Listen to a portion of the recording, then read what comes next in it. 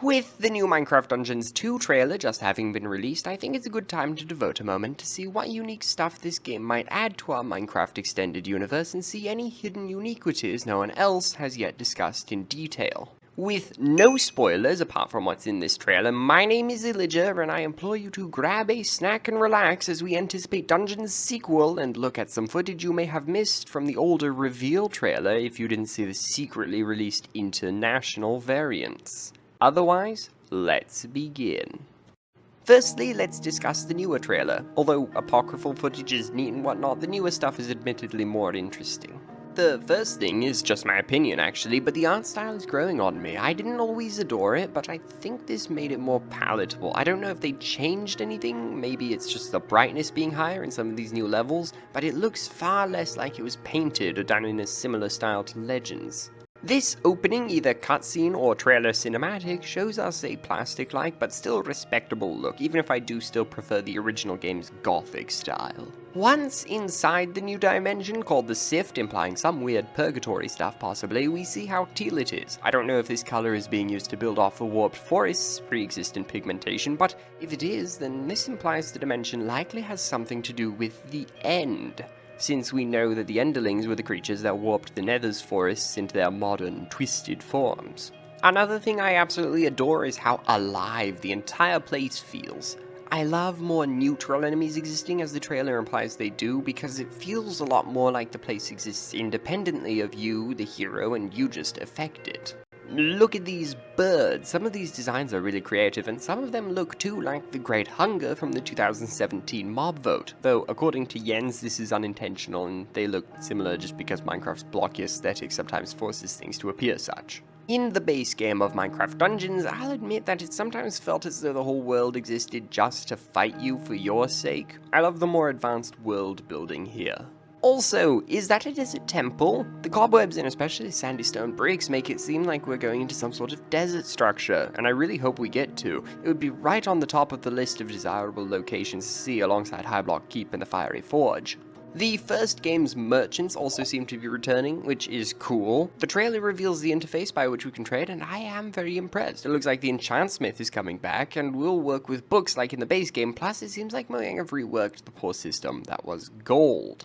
It seems like, instead of praying for good enchantments at random, we'll now be collecting books so we can apply and mix-match enchantments more freely. I like the sound of this system a lot more, but hopefully it does mitigate the grind, rather than just shift it to gathering books instead of gear, though I imagine that won't happen. During this trading sequence, it seems like this hero offers a lightning rod with a longer hilt and bluer top, which makes me wonder what it could be and if we're maybe getting some sort of elemental rods for all the basic powers of Ninjago. In the first game, remember, we did get a really fleshed out system for all the main elements of mythology, with armors, weapons, and enchantments all meant to enforce each if you choose to play with it. I don't know if these mobs are enchanted or what, but maybe there are some Siftial support mobs which can buffer allies. Alternatively, maybe we the hero have done something and this is like hurting them, I don't know. I've seen some people saying this big Sift thing is a boss, but I also wonder if it could just be a mini-boss. Never leave that out of consideration. There's always a bigger fish. Just like we saw in the Echoing Void DLC, it seems like the Illagers are also fighting in this place, same like as we players, so it makes total sense that this ending shot seems to imply the Vindicators and Pillagers are also afraid of these new, bizarre creatures. Also in this shot, we get to see the Pillagers riding Ravagers. I don't assume this is just for the trailer and won't be in the game, but I suppose it is possibly just dramatization. Alongside that, we get an Evoker murmur, even if none is on screen. All of us knew, I hope, that Evokers would return, but this does basically confirm it. Also, I wonder if Mojang have edited Geomancers or not. A lot of people disliked them in the first game, and well, I don't detest them the way that some people do. I do hope changes were made.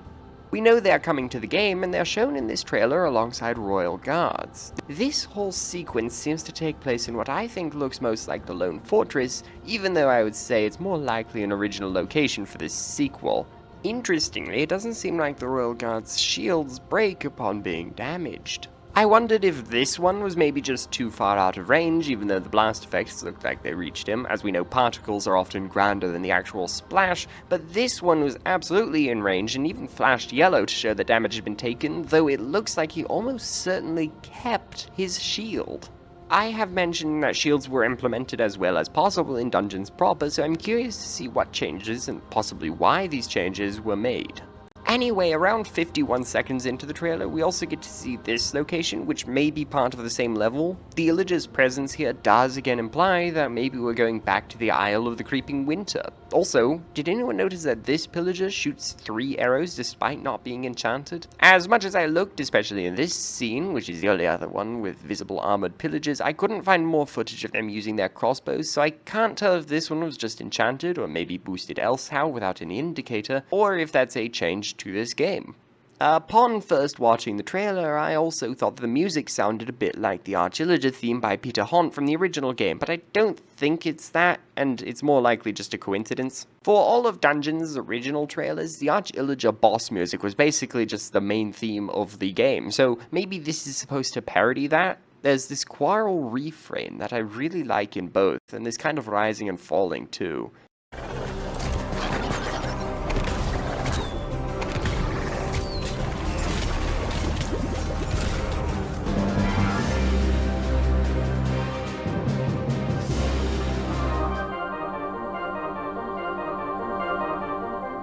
Still, more than likely, it's, again, just coincidental.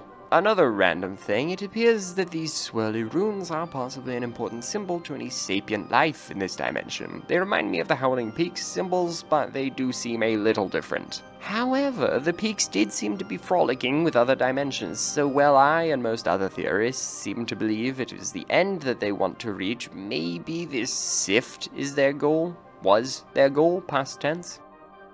Somewhat concluding that trailer, whose last nearly 30 seconds are just this pre-order now screen, can we talk for a minute about the other one? The reveal trailer doesn't have much gameplay at all, and a lot of people have discussed it, but like I said, I really do need to devote the last quarter of this video to parts of the trailer I'm quite sure none of you saw.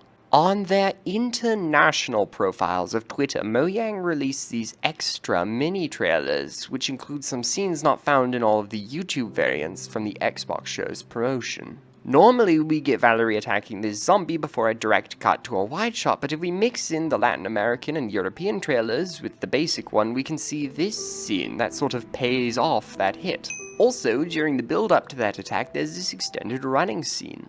This tidbit was shared to me by one of my Discordians, so I figured I'd include it here.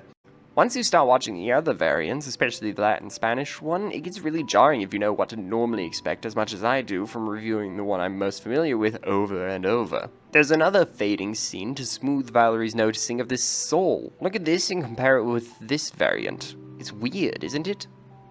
There's so much extra to the fight sequence if we stitch them together to get the full cut. What I'm doing is kind of copy and pasting sections together, since these mini-trailers really are miniature, and leave a lot of the basic Xbox one out, there for Twitter, remember. But we do get a fuller picture when we do it, and it's likely they were supposed to be puzzled together like this, and were, before being eviscerated into these multiple pieces, likely because of time constraints for the live show, I would guess. The actual gameplay is almost wholly just the stuff we've seen inside of the original trailer, except for this very short shot that shows a squid, which, if you'll excuse my coping, is a nice sign for the exploration and wonderful aspects of the game.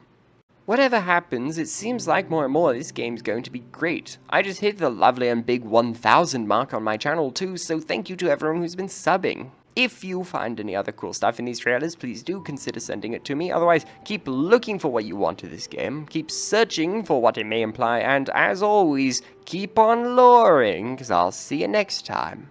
Bye.